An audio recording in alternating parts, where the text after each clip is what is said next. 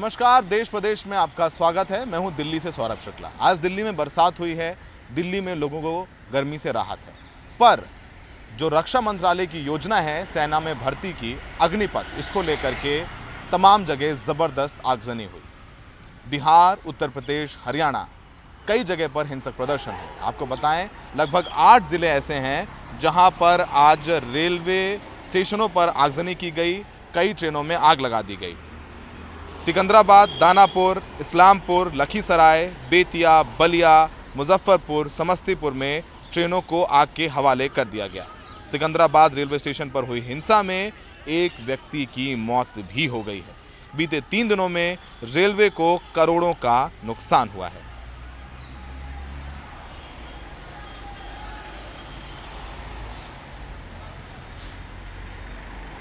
पटना के Danapur railway station में भी आज जमकर तोड़फोड़ हुई।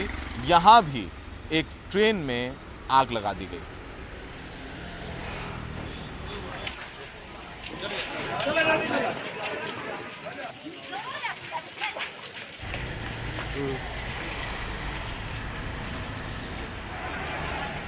हमारे सहयोगी मनीष कुमार की देखिए ये ग्राउंड रिपोर्ट।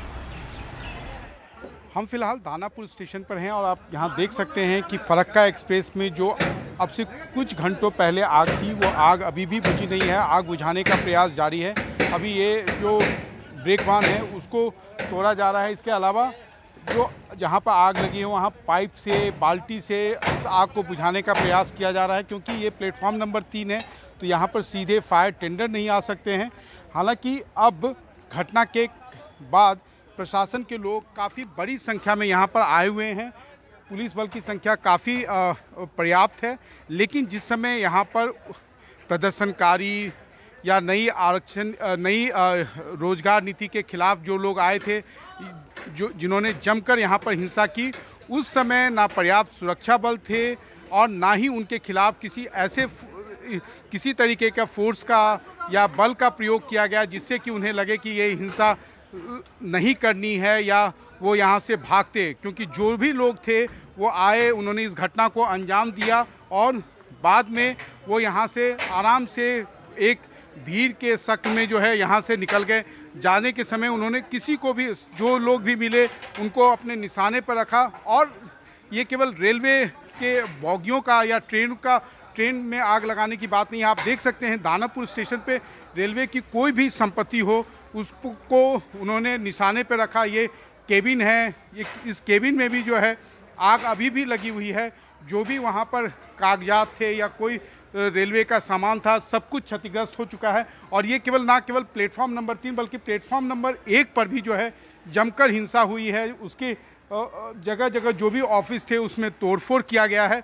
और ये दानापुर स्टेशन की ही बात नहीं है, क्योंकि ये तो राजधानी पटना से सटा हुआ है, तो यहाँ से आपको इतने विस्तार से मीडिया की रिपोर्टिंग देखने को मिल रही है।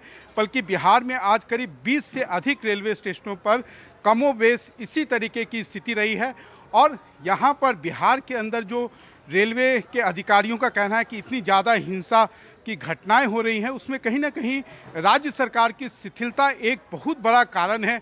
जैसा कि आप जानते हैं कि नीतीश कुमार और उनकी पार्टी ने केंद्र सरकार से यह आग्रह किया है कि ये जो नई अग्निपथ सेना में भर्ती की नए नियम हैं या नई नीति है, इसे वापस लिया जाए और पुरानी नीति को ही, जैसे प्रदर्शनकारी छात्र कह रहे हैं, उसे वापस कायम किया जाए। और ये एक बड़ा कारण है जिसके कारण प्रशासन के अंदर में ज़मीन पर कन्फ्यूजन रहता है कि जो प्रदर्शनकारी हैं उनके खिलाफ कितना बल का प्रयोग करना चाहिए या नहीं। और उसका जो है बड़ा फ़ायदा आप कह सकते हैं कि प्रदर्शनकारियों को बिहार में जमकर मिल रहा है, जिसके कारण हिंसा की इतनी ज़्यादा खबरें आ रही हैं और या रेलवे को इतने ज़्यादा नुकसान का सामना करना पड़ रहा है।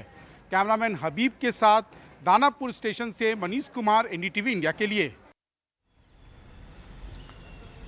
नालंदा के इस्लामपुर स्टेशन में भी प्रदर्शनकारियों ने स्टेशन पर खड़ी हुई ट्रेन में आग लगा दी और पूरी ट्रेन को जला दिया। देखिए ये तस्वीरें सीधे नालंदा की हैं, जहां पर स्टेशन पर खड़ी हुई ट्रेन है और उसकी सारी बोगियां हैं वो आग की चपेट में हैं और ये सारी आगजनी प्रदर्शनकारी छात्रों ने की।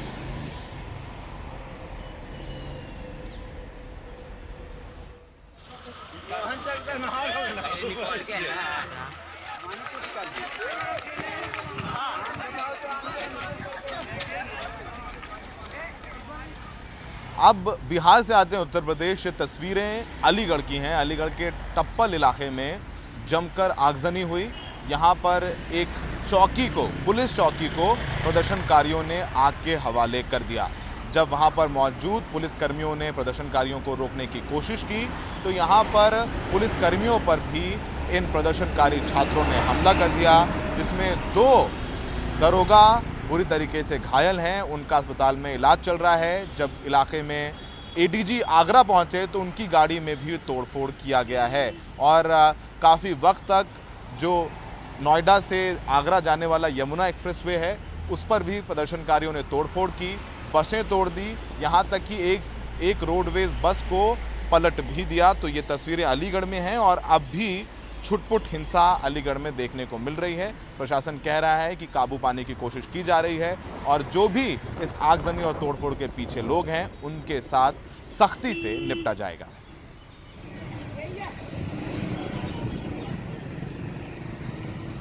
बिहार, यूपी, राजस्थान, हरियाणा इन सब जगहों पर प्रदर्शन तो हो ही रहे हैं, लेकिन अब ये आग दक्षिण भारत के तेलंगाना भी पहुंच गई। ये तस्वीरें सिकंदराबाद की हैं। यहाँ पर जबरदस्त विरोध प्रदर्शन हुआ। छात्रों ने जमकर तोड़फोड़ की, ट्रेनों में आग भी लगाई। इससे बड़ा नुकसान हुआ है। इसमें एक व्यक्ति की मौत हो गई है जबकि 15 से ज्यादा लोग घायल हुए हैं।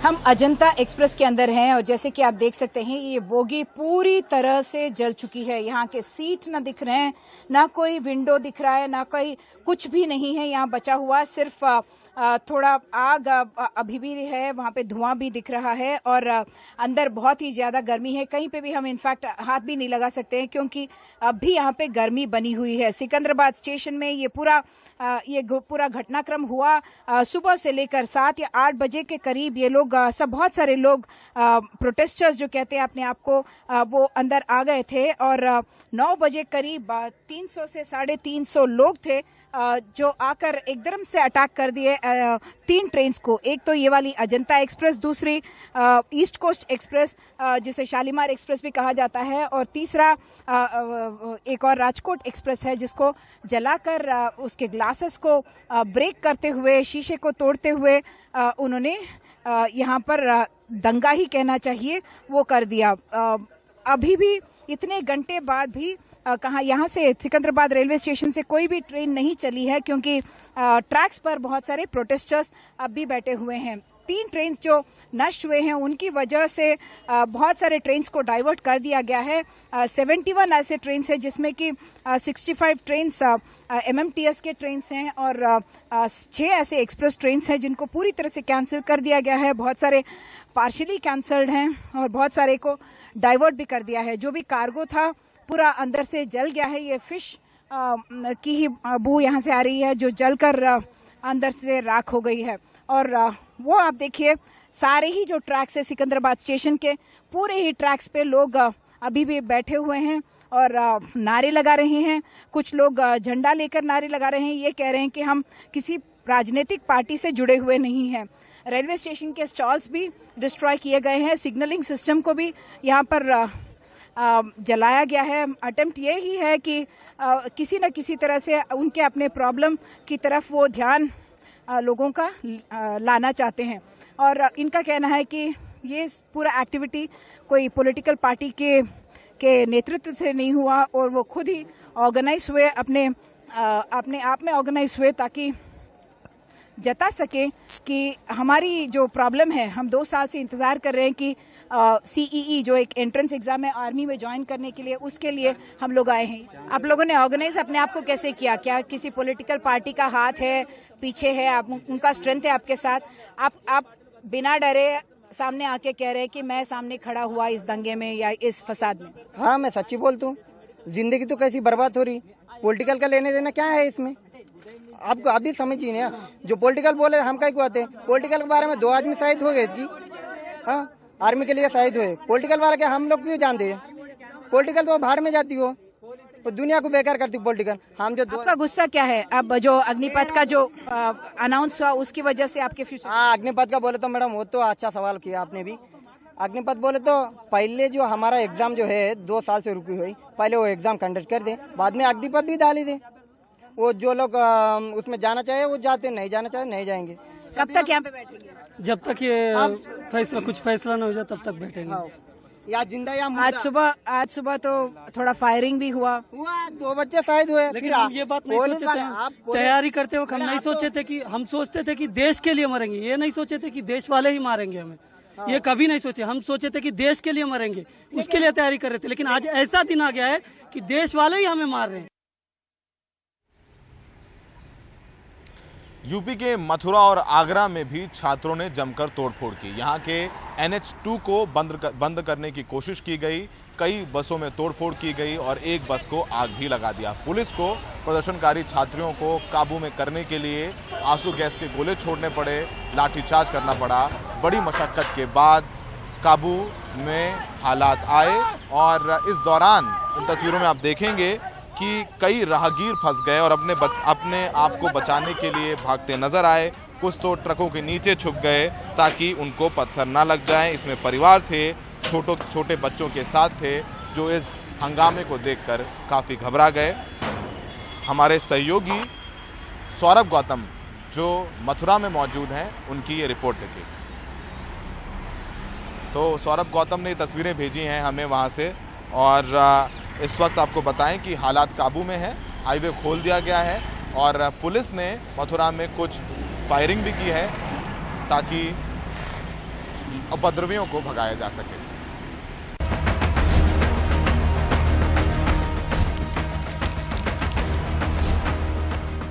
देश प्रदेश में ब्रेक के बाद आपका स्वागत है। असम में बाढ़ से इस वक्त बुरे हालात हैं। हमारे सहयोगी रत्नदीप चौधरी असम के दरांग जिले के एक गांव में मौजूद थे, जहां पर पूरा गांव पानी से भरा हुआ था, डूबा हुआ था। देखिए उनकी एक ग्राउंड रिपोर्ट। जबकि असम में घमासान बारिश हुई है पिछले कुछ दिनों में और इस बारिश के चलते जो ब्रह्मपुत्र नदी है वो तो कुछ जगह पे जो डेंजर मार्क है उससे ऊपर बह रही है। इसके साथ साथ जो छोटे शाखा नदी है ब्रह्मपुत्र के वो भी बहुत तेज़ी से बह रहे हैं। ये देख सकते हैं, ये नोनोई नदी है जो कि बहुत छोटी शाखा नदी है ब्रह्मपुत्र का, मगर इसी ने ही देखिए जो बाढ़ का पानी है उसमें जो बाढ़ का पानी हुआ है उसने ये जो एम्बैंकमेंट है, रूरल एम्बैंकमेंट, इसको तोड़ दिया है। ये दरंग ज़िले का नज़ारा है असम का और इस एम्बैंकमेंट को तोड़ने के कारण जो बाढ़ का पानी है वो बहुत सारे गांव में अब फैल चुका है और कुछ गांव वाले तो इसी बाढ़ के पानी में ही जो मछली पकड़ने की कोशिश कर रहे हैं, क्योंकि आगे चल के उनके पास शायद खाने को भी ज़्यादा सामान नहीं मिलेगा, तो मछली जो पकड़ रहे हैं इससे ही उनका गुजारा चलेगा। और यहाँ के जो लोग हैं इनका ये कहना है कि